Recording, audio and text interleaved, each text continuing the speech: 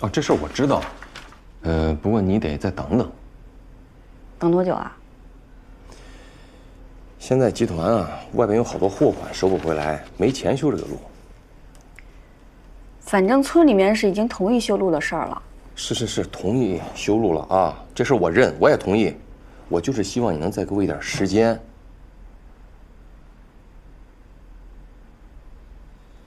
现在集团呢，经营的状况也不是特别好，很多花钱的地方啊，审查审批都很严格，你就当体谅体谅我，好吧？行。那还得等多久啊1个月，好不好？1个月之内，我一定帮你把这个事儿办了。行，1个月。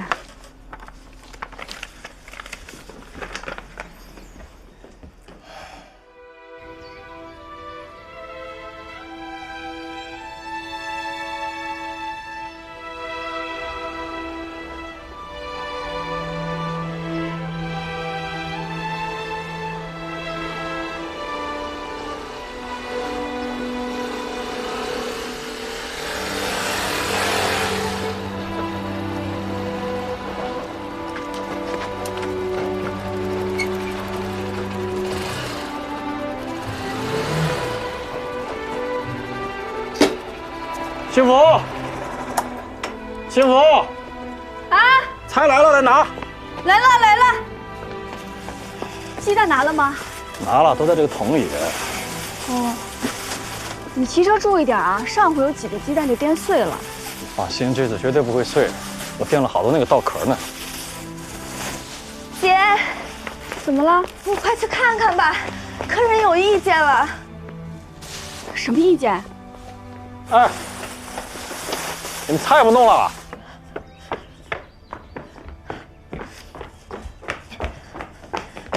姐，这位是我们经理，要不您跟他说吧。啊，你好，你有什么问题啊？我就想问一下了，你们房间里为什么不配瓶装水？我要了好几遍了，就是没人给我送。哦，对，我们这儿不配瓶装水，我们这儿只供应山泉水。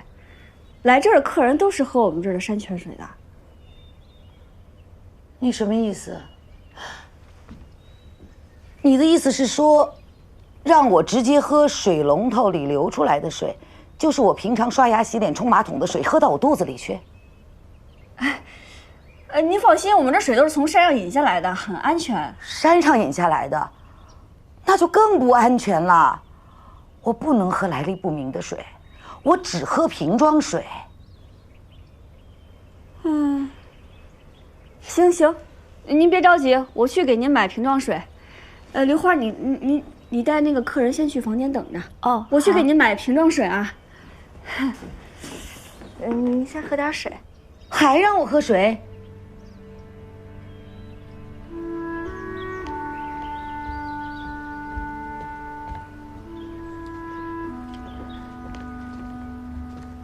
哎，吴老师。幸福啊。哎，你这干嘛呢？哦，3号房的齐大姐要喝瓶装水，我给她买了一箱，送过去。哎呦，这放着好水不喝，喝瓶装水，脑子有病吧？这是。哎呦，哎，齐大姐，哎，来，真不好意思啊，这个矿泉水送您的，您免费喝，是我们不对。哎呀，何经理是吧？啊，你是不是觉得我这个人是一个特别矫情的人呢？哦，没有，那哪能啊？我跟你说啊，我这个人呢体质比较敏感，就不能喝一点点不干净的水。我理解，不过我们这儿的水也不是来历不明的水，这是我们这儿的特色，很多来我们这儿的客人都很喜欢喝这山泉水，之前都没出过什么问题。那是你比较幸运，你是没有碰到过体质敏感的人。你们这儿又离城里的大医院那么老远啊，出了状况，上吐下泻，脱了水，要了命，你说你能负得起这责任吗？啊，你付不起，您说的对。哎，对不起。哎呦，吴老师，哎呀，这怎么喝了个水就出人命了呢？啊？哎，我是刚才在底下遛弯啊，听着你们二位闲聊，我就不请自来了。齐大姐，这是吴作家。你好，你好。哎呀，因为齐大姐说她体质敏感，喝不了咱们这儿的山泉水，我就觉得有点可惜。哎，这位大姐，我跟你聊两句啊。他这儿的水啊，那是纯自然的山泉水，里面的矿物质对人体非常有好处。口说无凭，你们有检测报告吗？有啊，我们开店之前是必须要做水质检测出报告的。那个报告啊，只能说明你们符合基础饮用水的标准，并不是饮用天然矿泉水的标准。哎呦，这我怎么听出有点抬杠呢？这位大姐呀，我得劝劝你，不要难为这位姑娘啊。这里面的水真是纯正的自然的好水。我走南闯北去了很多地方，哪儿的水都喝过，还就喝这里的水泡茶最香。这么说吧，我到这儿来呀，就是冲着这里的水啊，泡的茶那才有味道。哎呀，您这话呢，跟别人说说也就算了。我呢是环保局水质监测站的化验员。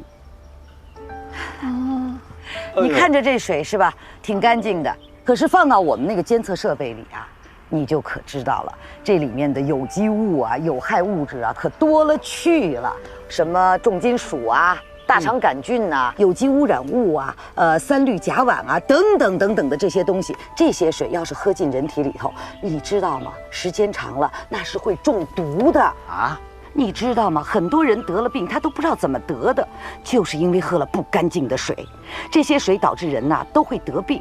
那要是得了癌症，可是人命关天了。哎呦，这个大姐呀，这是不是忒严重了呀？啊？哎，齐大姐，这个检测在哪儿做呀？就在我们检测站就能做呀。哦，那多少钱啊？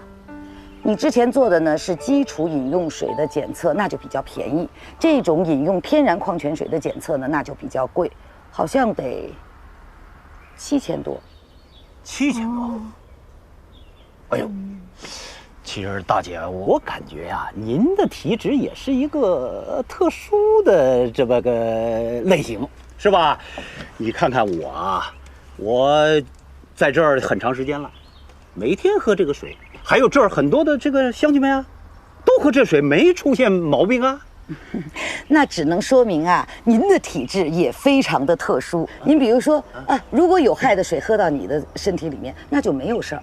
我们这种敏感体质呢，是喝不了不干净的水。您这种体质呢，是喝多少有毒的水进去都没有关系，因为您的体质里面就是可以容忍这些毒素，但是不能证明这个水就是好水。但是有很多人他容纳不了这些毒素，那要是得病了呢？那要是出人命了呢？你们负得起这责任吗？是不是这个道理啊？作家，齐大姐。我觉得这个检测得做。哦，如果检测了，证明我们这儿的水就是饮用天然矿泉水，那未来也可以成为我们客栈的新特点，是吧？这个姑娘聪明。哎呦，你这脑子太灵光了。我看出来了，姑娘，你是不是想好好的做这买卖？那当然了，我还是想让更多的客人喝到我们这儿真正的山泉水。那就对了。如果水质检查能够检测出你们这儿的水真是好水，我告诉你啊，我可以让你这7000块钱不白花。我给你介绍好朋友，介绍客户来，让你啊，很快就能把这7000块钱挣回来，还能挣得更多。嘿，好，真的。哎，检验通过了，我请这位大姐喝我的好茶，怎么样？茶不重要，水质很重要。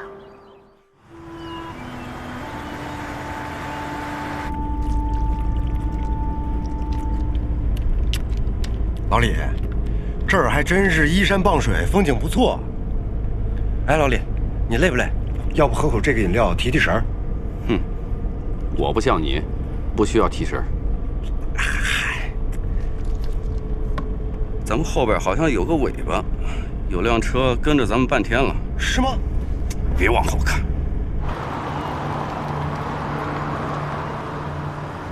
慢点，别跟太紧。他们跟着咱们干嘛呀？心虚呗。我敢断定这里的水质肯定有问题。以往咱们的环境车只要去有问题的地方，都会出现这奇奇怪怪的事。真的假的呀？老李，你可别吓唬我啊！坐好了。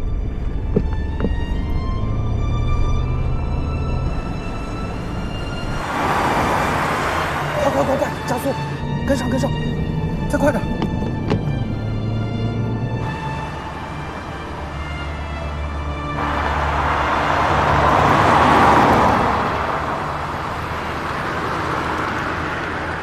老万着急开会，下午肯定要问保健品厂亏损的事儿啊！你可好好想想，一会儿你怎么跟他……接。那个，不好意思，不是你等会儿，我话没说完呢，你就在这接不就完了吗？好。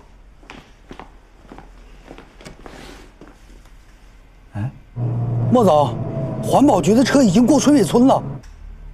你什么时候看那车的？还去其他地方了吗？我们刚才去市里办完事儿，这没多一会儿就碰到这辆车了。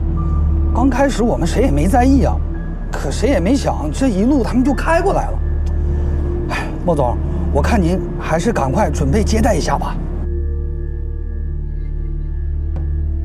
谁打电话啊？谁打电话？啊，没事，那个污水厂的老吴。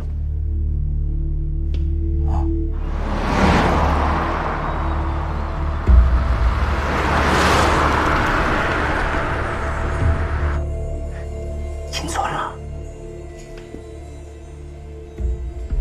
你们给我拦住啊！你们，好了，我现在回家，来。给我站那儿！怎么打着又要往外跑啊？哎，等一会儿啊，他们没往集团的方向走，也没去污水处理厂啊，他们这是去哪儿了呢？我跟你说，我在小万总那儿呢，有事儿你自己处理，你看着办啊。好了，我知道了，你看着办吧。好，我知道了。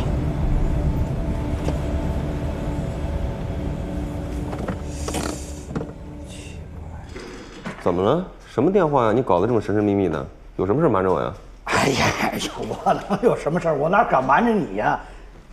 污水厂的老吴给你打电话干嘛呀？哎呀，这小子，他净惹事儿。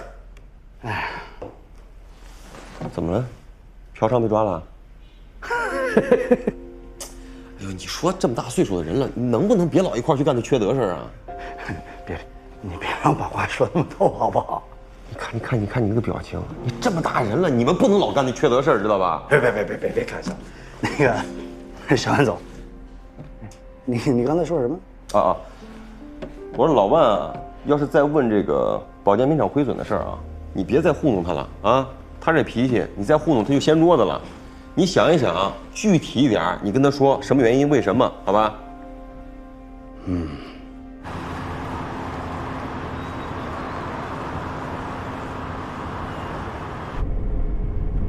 队长，回头看看后边那车还跟着了吗？啊。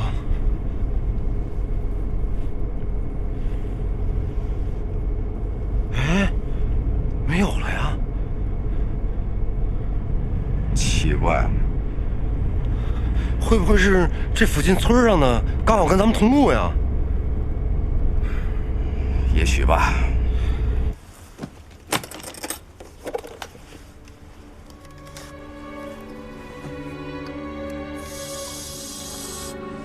齐大姐，我对我们这儿的水有信心。这要是检测出来没有问题，那您之前说的话还算数不？我是一个说话算数的人。行，那吴老师，您替我做个证。我一定作证，而且公平公正。我就不相信了，我爱喝的水会有问题。哎呀，这饮料呀，也有很多人爱喝，但是有许多饮料对人体是有害的。如果舌头管用，要我们监测站干什么呀？我们呀，还是要相信科学。齐大姐，水样呢，我们采好了。何经理啊，既然你说你们这儿的水是山泉水，我建议啊，咱们去山里边也去采点样，看看山里的泉水和你这儿的水水质是不是一样的。没问题，我家里人就是喝这儿的水长大的。山里有个泉眼，我带你们去。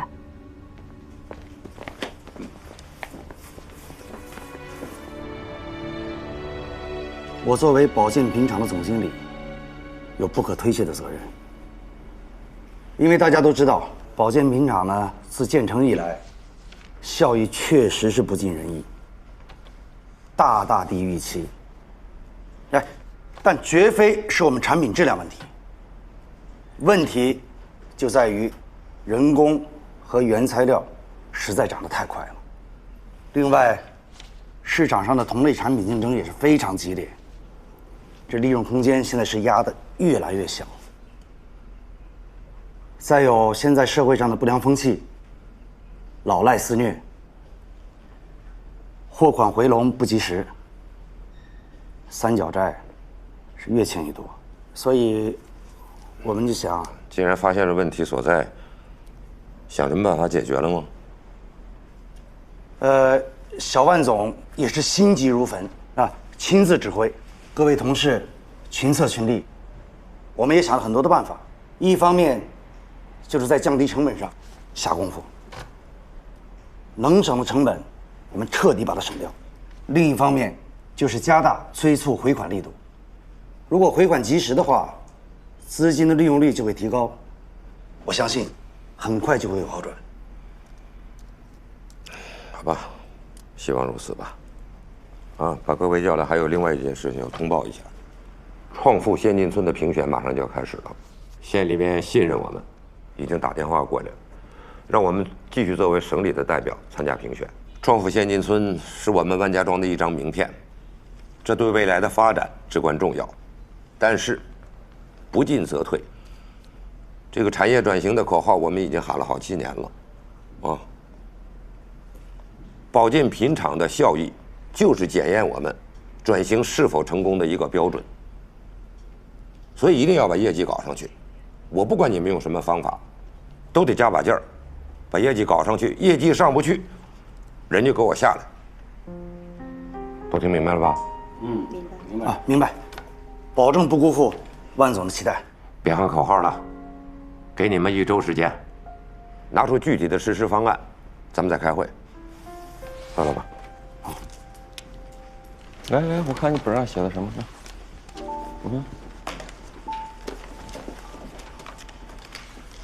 开个会啊，别弄得跟默写课文似的，啊，有这功夫多想想怎么把保健品厂的效益搞上去，一天都给老子丢脸。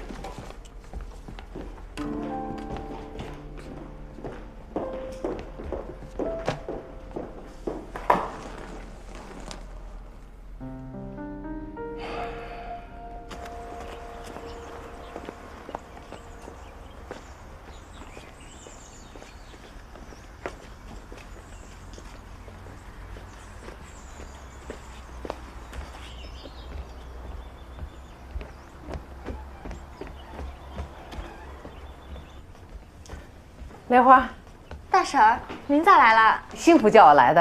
啊，您先坐吧，他一会儿就过来。哎，好。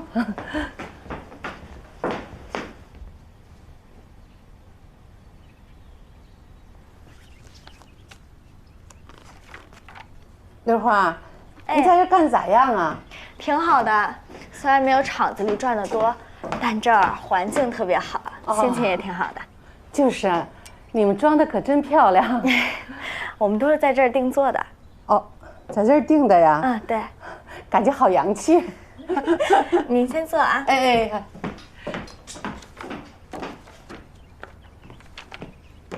婶子，您来了。哎，刘花，你把第1个月的住宿情况统计一下，做个表。嗯，好。是，走，咱们去办公室聊。好，那我们先过去了啊。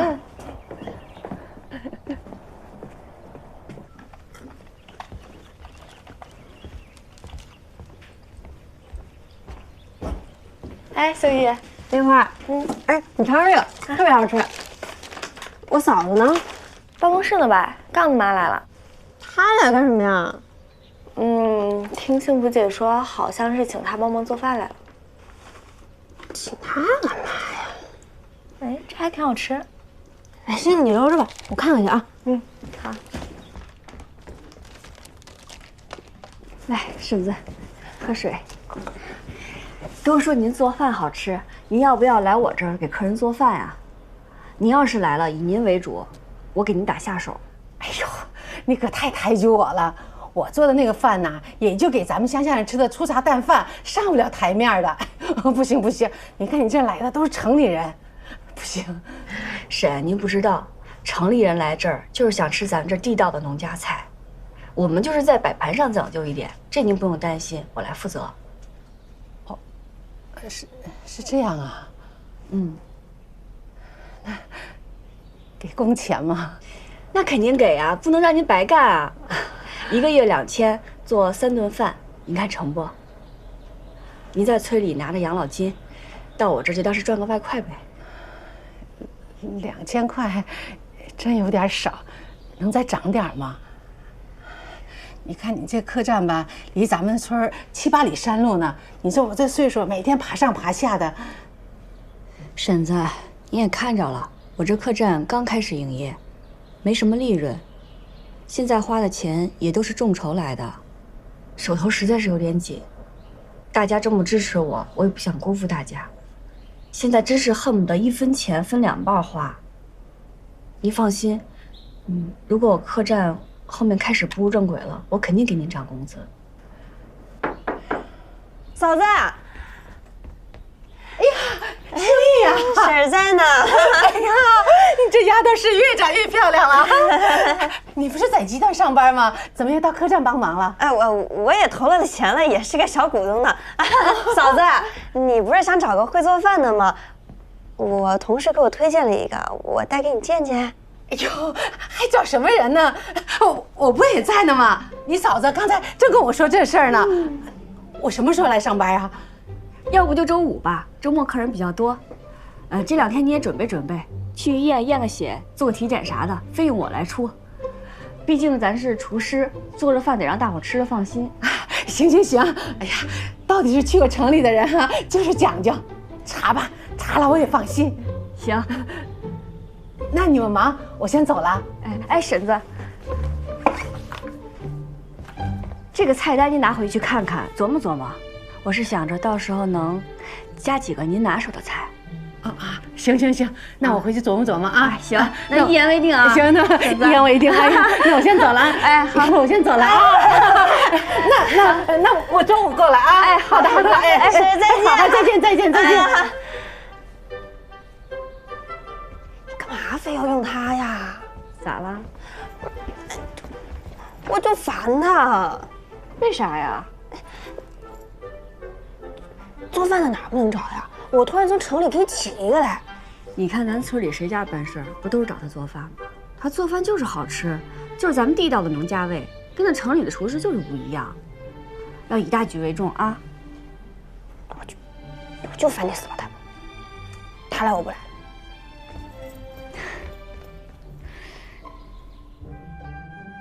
喂，你好，幸福客栈。对不起，我们不需要推销。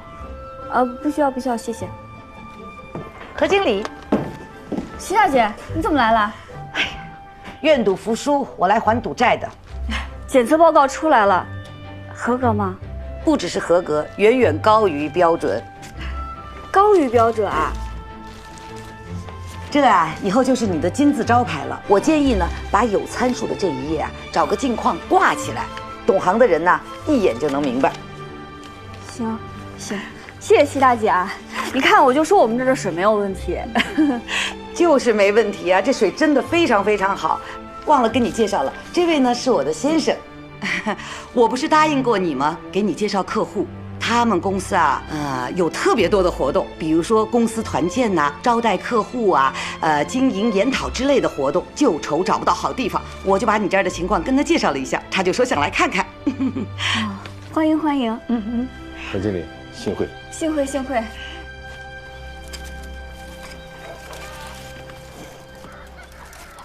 庆志的婚事要是能办就好喽。能办就早点办吧，办完了咱们家呀，就算是又了了一件大事儿。庆志这个老丈人，人家是有身份的人，彩礼不能小气了，婚礼也不能含糊，往后还得靠着他老丈人照顾庆志。他这个丈母娘，庆来说到现在还没看上咱家庆志呢。所以说，咱们坚决不能抠抠缩缩的。那不是说不要彩礼了吗？也就那么一说，就算不要彩礼，婚礼也不能小气了。我都打听了，城里办婚事咋说都得10几20万呢。哦啊，怎么那么多呢？有那么多钱，好好过日子不行啊？净瞎造。那咋办？现在家家都这样，都比着呢。没钱借钱也得把面子挣足了。我跟你说啊，咱老两口这几年啊，也就辛辛苦苦的攒了这么点钱，还差不少呢。这不够咋办呢？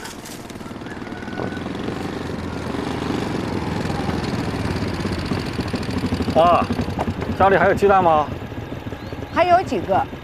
就几个？都叫你拿到客栈去了吗？哎呀，又快没了。你们这么个吃法，这家里可顾不上。那边又火急火燎的要鸡蛋和各种蔬菜，那我去市场看看吧。慢点啊！小万总啊，我找人私下问了，这个谢总，他不缺钱，只是压着货，故意拖欠货款，他的一贯做法。我知道，我已经找了律师了，先发个律师函，不行就告他。这家伙，毕竟拿着咱们整个南方的5个省的代理，弄僵了，影响销售业绩不说，只怕以后这5个省的销售可就不好做了。我这儿都火烧眉毛了，老莫，就别跟我说以后了。哎呀，这现在市场行情不好，这不是一时半会儿能解决了的。你跟老万说去啊！你能跟我这么说，我敢这么跟他说吗？你别乐。上回他说那些话，不就说给我听的吗？保健品厂这件事儿，从头到尾都是我在主抓。现在业绩上不去，出了问题，他不就想把所有的问题都弄到我一个人身上吗？不至于吧？怎么说他也是你亲爹呀，不会那么不讲道理吧？你别嘻嘻哈哈的。但凡有什么事儿影响了他那个什么评优，他跟我就真的没道理可讲了啊！那是我爸，我了解。这些年，他最在意的就是那些虚头巴脑的名号，他宁可不要我这亲儿子，也不会不要那些荣誉。那你说吧，你什么意思？不是老莫，咱俩这么半天聊闲天呢啊！我能有什么意思？就是你不管用什么办法，尽快把那些该要的货款全都给我要回来，明白吗？进。何律师，莫总，你们聊，我们去忙。尽快，尽快。明白。坐。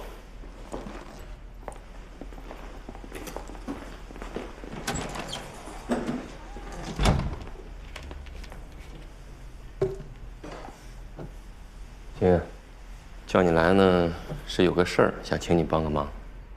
我再跟你说一遍，叫我何律师。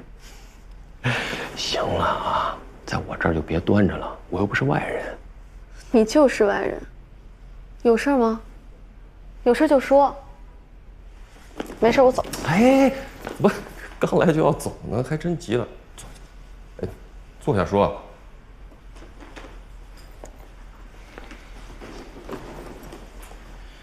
这脾气，哎呦，你说在外边我给足你面子，那这都进了我办公室了，门都关上了，你就不能稍微尊重我一点啊？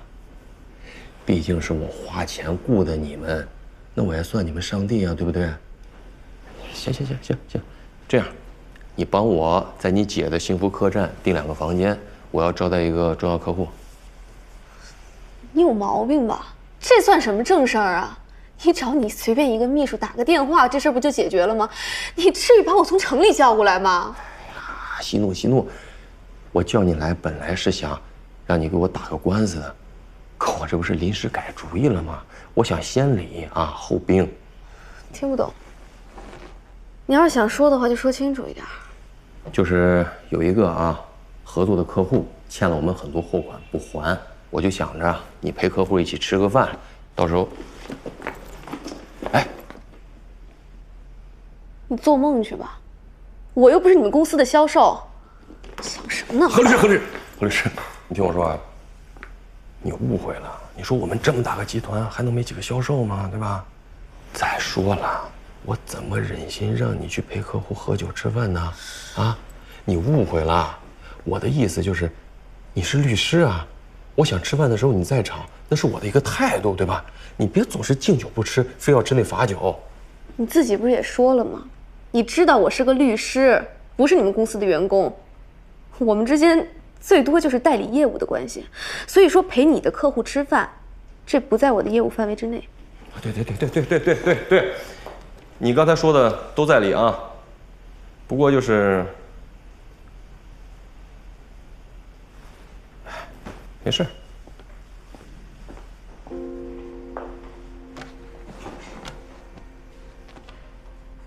不过什么？不过就是你们律所跟我们集团的那个法务协议，好像快到期了。所以呢，这跟我有什么关系？这事儿还就跟你关系最大。什么意思？你说这些年这个大大小小的律所，我也接触过不少，可还没见过像何大律师这么年轻就能接管大集团法务的律师。你没见过的事儿多了去了，不代表没有。非得让我把话说得那么明白吗？你能有今天的地位，不就是因为你帮你们律所拿到了我们集团的法务代理权吗？到底想说什么？我想说的是，这就是一件非常非常简单的事儿。你何律师，我需要你帮我把这些钱要回来，因为我的集团急需要这笔钱来提高业绩。你把这件事办成了，我让我们集团继续跟你的律所续约，你还能继续舒舒服服地做你的何大律师。你说到了今天，你不会还愿意做回那个实习律师小何吧？别生气女孩子不能总生气，好好想想。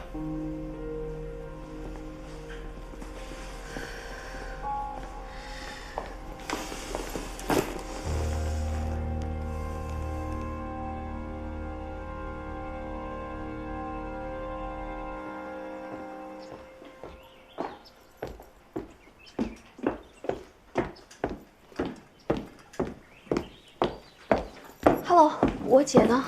她出去了。哦。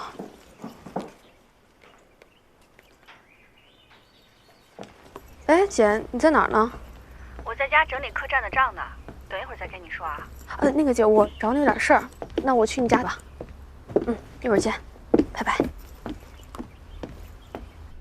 你要订房间，你给我打个电话就行了，干嘛还跑这么一趟呀？谁订呀？这么上心？就是保健品厂的南方代理商，这次是来谈货款的。你是律师，干嘛要去谈货款啊？这不是要到了货款的话常理是得大利，那我不就得小利吗？这不双赢吗？你别为了赚钱啥都干啊！没有，我这不是还是想顺道看看你，顺便给你带点生意嘛。而且你想我在人家企业里面。那他们好了，我才能更好，是不是这个道理？在商言商，姐，定不定？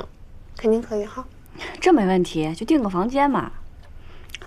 这样也好，你们这货款要是要过来了，那客栈修路的事儿也有着落了啊。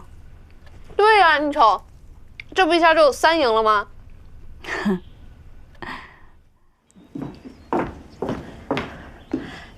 幸福姐早。早啊。咋了姐？没睡好啊？是呀，愁呀。告诉你个好消息，让你高兴一下，咱们客栈这个周末都客满了。啥？这几间房都订出去了？对啊，除了那个齐大姐夫和吴作家承包的客房，其他全都订出去了。是吗？那不会又都是熟人订的吧？不是，都是打电话订的，说是吴作家粉丝看了他微博，特意跑过来看看。啥微博啊？你看了？看了啊，你看，就这个。他写了咱们客栈检测水质的故事，还讲了他居住感受。看下边还配了好多照片，拍的还挺好看。把这说的跟神仙住的似的。呀，这么多评论啊！那咱们这要火呀！对，那走，咱们感谢一下吴老师。吴老师，好消息！好，咱们这周的房间都已经约满了哦，都是因为您写的那篇微博。是，很多客人都说，就是看了那篇文章才专门跑过来玩的，真是太感谢您了。您不知道，之前这没客人可给我愁坏了。我写那篇微博啊，就是不想让你这客栈倒。你说了，这要你的客栈倒了，我住哪儿啊？是不是？那我能跟您商量个事儿吗？你说。我想把您那篇文章打印出来啊，专门给咱们这儿的客人看。我相信宣传的力量。来这儿的客人要是读了您那篇文章之后，那再住的感受肯定就更不一样了。没问题。这是今年新下来的云雾茶，沏壶给您尝尝。哎，好嘞。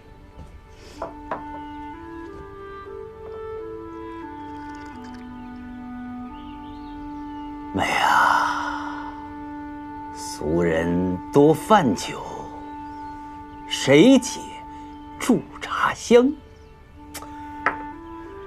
美呀！喂，你好，幸福客栈。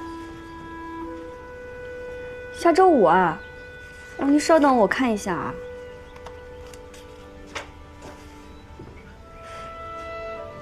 哎呀，真不好意思，下周5已经订满了，现在只有下周4有房间。没关系，没关系，你们只能周末来是吧？行，那要不您留个电话吧，我记一下，如果有空房了，我再通知您。好的，好的，好的，我记下了。行，那有空房我通知您。哎，好，再见。这边就到了，姐。谢总，这就是我姐，来啦，也是这家客栈老板。您在这儿就当自己家似的，有什么事跟她说。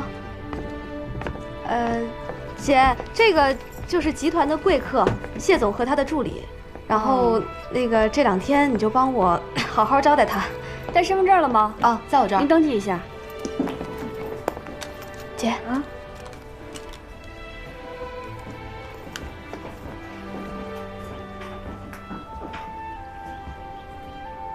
这是环保局给我们做的一个水质检测报告。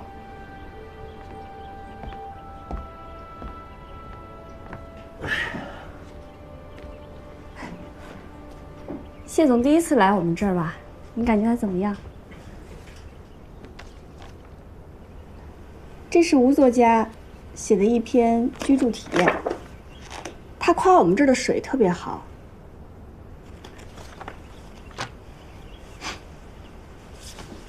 啊，姐弄好了。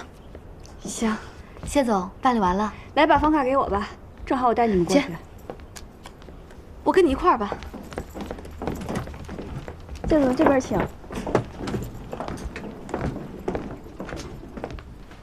就是这个房间，我给您选了一个在山顶的房间，这是我们这最好的，能看风景。您看这周边视野多辽阔呀！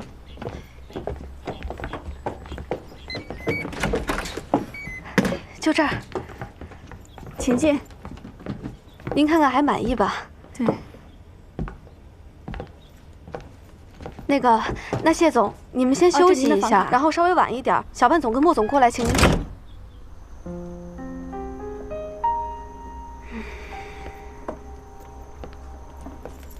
这人怎么这样啊？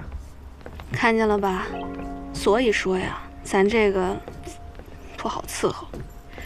一会儿请客的饭可千万不能马虎了，所有的都给他按最高规格，反正也是集团花钱。啥最高规格啊？就是什么都给他弄最贵的呀。哎，我想着这个客栈的生意也这样好，能不能跟他们说说，拿出点钱来帮帮家里？哎呀，我乖儿子，来个抱抱。哎，你怎么知道爸爸在这儿呢？进来。啊？乖哈。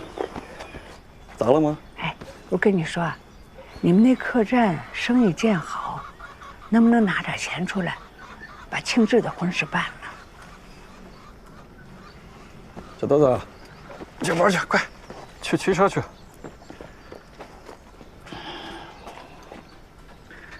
我看庆志也没急啊，你们急什么呀？要出钱的事儿，他不好意思开口。这客栈的钱都是众筹来的，账目公开，大伙儿都看着呢。再说了，这钱也挪不出来呀。那家里的事情你总不能不管吧？你是当哥的，你就不关心你弟弟啊？我管的还少吗？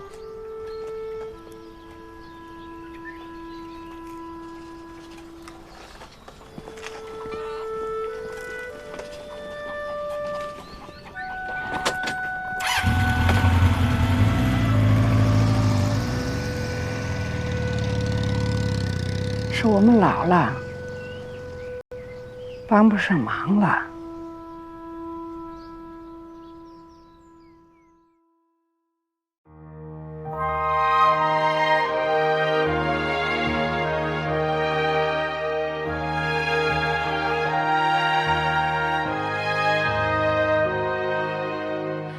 也许你人生残破，也许失望让你沉默，还要勇敢地走，继续倔强的活。谁能阻止你用力去生活？也许理想已斑驳，也许命运略显坎坷，还要勇敢地走，继续坚强地活。谁能阻止幸福开出花朵？就算命运注定曲折，我绝不退缩，跌碎的梦再一次的重生。不登高山，不知天之高，不临深渊，怎知地之厚？别人说用全力拼搏，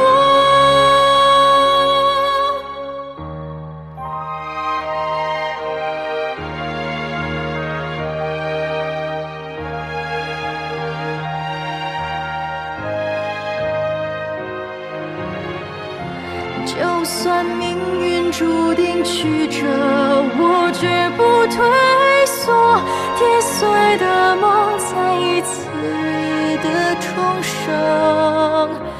不登高山，不知天之高，不临深